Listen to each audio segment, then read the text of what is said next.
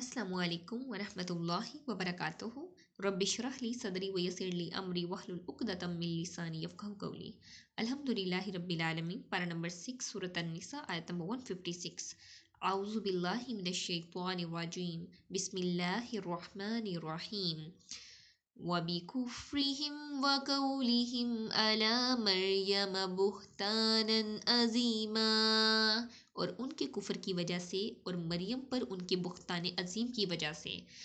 اس آیت میں وَبِكُفْرِهِمْ وَقَوْلِهِمْ عَلَى مریم کے جو معنی ہے، انہوں نے حضرت عیسیٰ علیہ السلام کے معجزات دیکھنے کے باوجود ان کی نبوت کا انکار کر کے صریح کفر کا ارتکاب کیا، اور پھر مریم علیہ السلام کی طرف زنا کی نسبت کر کے مزید بہتان باندھا.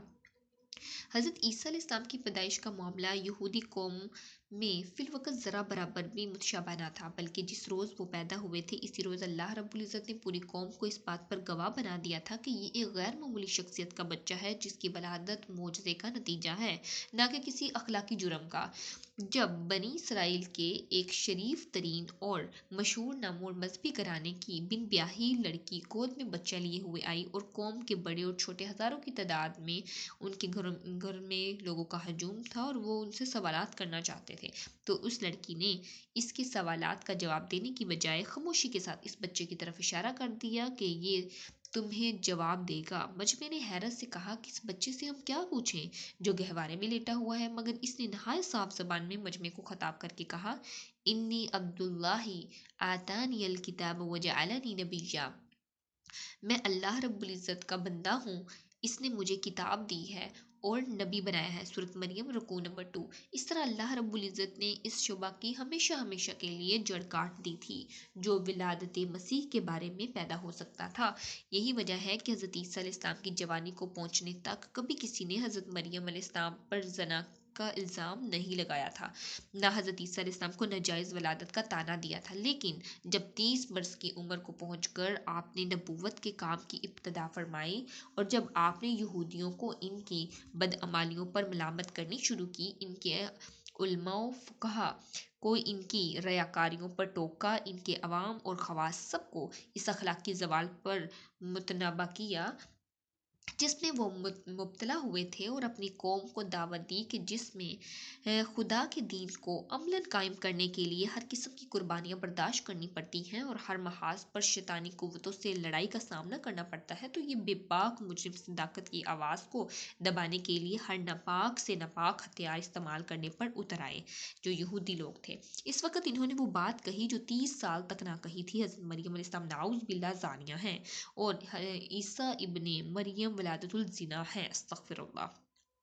حالانکہ یہ ظالم اچھی طرح جانتے تھے کہ یہ دونوں ماں بیٹے اس گندگی سے بالکل پاک ہیں، پس در حقیقت ان کا یہ بہتان کسی حقیقی شبہ کا نتیجہ نہ تھا جو واقعی ان کے دلوں میں موجود ہوتا، بلکہ خالص بہتان تھا جو انہوں نے جان بوجھ کر محض حق کی مخالفت کے لیے گھڑا تھا. اسی بنا پر اللہ رب العزت نے اسے ظلم اور جھوٹ کی بجائے کفر قرار دیا، کیونکہ اس الزام سے ان کا اصل مقصد خدا کے دین کا راستہ روکنا تھا، نہ کہ ایک بے گناہ عورت پر الزام لگانا تھا.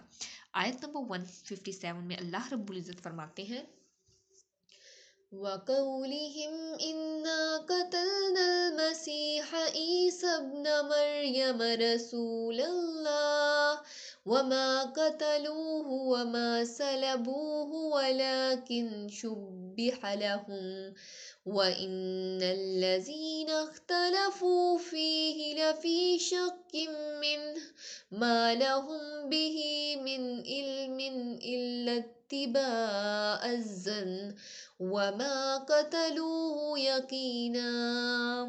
اور ان کے کہنے کی وجہ سے کہ یقیناً اللہ رب العزت کے رسول مسیح ابن مریم کو ہم نے قتل کیا، حالانکہ انہوں نے نہ اسے قتل کیا اور نہ اسے سولی چڑھایا، بلکہ ان کے لیے اس کی شبیہ بنا دی گئی. اور بلا شبہ جن لوگوں نے اس میں اختلاف کیا یقیناً وہ اس کے بارے میں شک میں ہیں. انہوں نے اس کے بارے میں گمان کا پیچھا کرنے کے سوا علم نہیں، اور انہوں نے یقیناً اسے قتل نہیں کیا. بنی اسرائیل کا تمسخر اور بڑھ گیا، وہ مذاق اڑانا شروع ہو گئے، اور چھٹا ان کا گناہ یہ تھا کہ بطور تمسخر وہ اپنی بڑائی کے ہانک بھی لگاتے تھے. ہم نے حضرت عیسیٰ علیہ السلام کو مار ڈالا، جیسے بطور تمسخر کے مشرکین حضرت محمد صلی اللہ علیہ وآلہ وسلم کو کہتے تھے کہ وہ ایسا شخص جس پر قرآن پاک اترا ہے وہ تو مجنون ہے. پورا واقعہ یہ ہے کہ جب اللہ رب العزت نے حضرت عیسیٰ علیہ السلام کو نبوت دے کر بھیجا اور آپ کے ہاتھ پر بڑے بڑے معجزے دکھائے، مثلا بچپن میں اندھوں کو بنائی دینا، کوڑوں کو اچھا کرنا، مردوں کو زندہ کرنا، مٹی کے پرندے بنا کر پھونک مارنا اور ان کے اندر ان کے اندر جان پیدا ہو جانا اور وہ اڑنا وغیرہ، یہ تمام معجزات اللہ رب العزت نے حضرت عیسیٰ علیہ السلام کو دیے تھے۔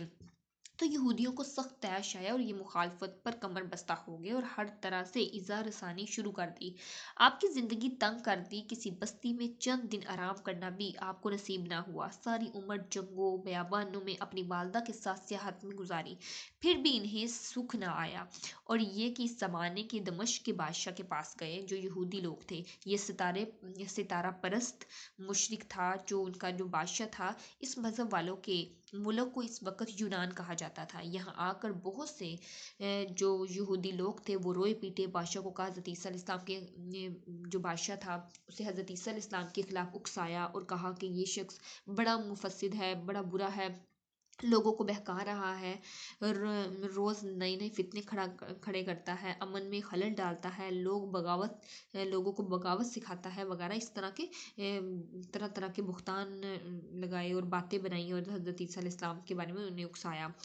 بادشاہ نے اپنے گورنر کو بیت المقدس میں تھا ایک فرمان لکھا کہ وہ حضرت عیسیٰ علیہ السلام کو گرفتار کر لیں، سولی پر چڑھا کر ان کے سر پر کانٹوں کا تاج رکھ کر لوگوں کو اس دکھ سے نجات دلوائیں۔ اس نے فرمان شاہی پڑھ کر یہودیوں کے ایک گروہ کو اپنے ساتھ لے کر اس مکان کا محاصرہ کر لیا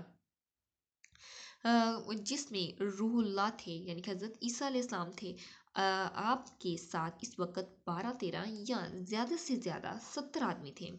جمعے کے دن عصر کے بعد اس نے محاصرہ کیا اور ہفتے کی رات تک مکان کو گھیرے میں لے لیا۔ جب حضرت عیسیٰ علیہ السلام یہ محسوس کر لیا کہ اب تو وہ مکان میں گھس جائیں گے اور گرفتار کر لیں گے یا میں خود باہر نکل پڑوں، تو اس نے صحابہ سے کہا کہ تم میں سے کون ہے اس بات کو پسند کرتا ہے کہ وہ اس پہ میری مشابہت ڈال دی جائے، یعنی اس کی صورت اللہ رب العزت مجھ جیسی بنا دے۔ ان میں سے ایک شخص نے یہ ہاتھ اٹھایا، یعنی کہ ایک صحابہ تھے جنہوں نے ہاتھ اٹھایا تھا، اور حضرت عیسیٰ علیہ السلام نے کہا تھا کہ میں اس کے لیے جنت کا ضامن ہوں گا۔ اس پر ایک نوجوان نے کہا کہ مجھے یہ منظور ہے، لیکن حضرت عیسیٰ علیہ السلام نے انہیں اس قابل نہ جانا اور دوبارہ کہا اور تیسری دفعہ پھر اسی طرح کہا، مگر ہر مرتبہ صرف وہی ایک صحابہ تیار ہوئے۔ اب آپ نے یہی منظور فرما دیا اور دیکھتے ہی دیکھتے اس کی صورت قدرتاً بدل گئی۔ بالکل یہ معلوم ہونے لگا کہ حضرت عیسیٰ علیہ السلام یہی ہیں، اور چھت کی طرف ایک روزن نمودار ہو گیا اور حضرت عیسیٰ علیہ السلام کی اونگ کی حالت ہو گئی اور اسی حالت میں وہ آسمان پر اٹھائے گئے۔ اللہ رب العزت سے دعا ہے کہ اللہ رب العزت ہمیں دین کا سچا فہم نصیب فرمائے، اس پہ خود بھی عمل کرنے، دین کا پیغام دوسروں تک پہنچانے کی توفیق عطا فرمائے، آمین۔ وآخر الدعوانا ان الحمد للہ رب العالمین، سبحانک اللہم وبحمدک، نشہد ان لا الہ الا انت، نستغفرک ونتوب الیک۔ السلام علیکم ورحمۃ اللہ وبرکاتہ۔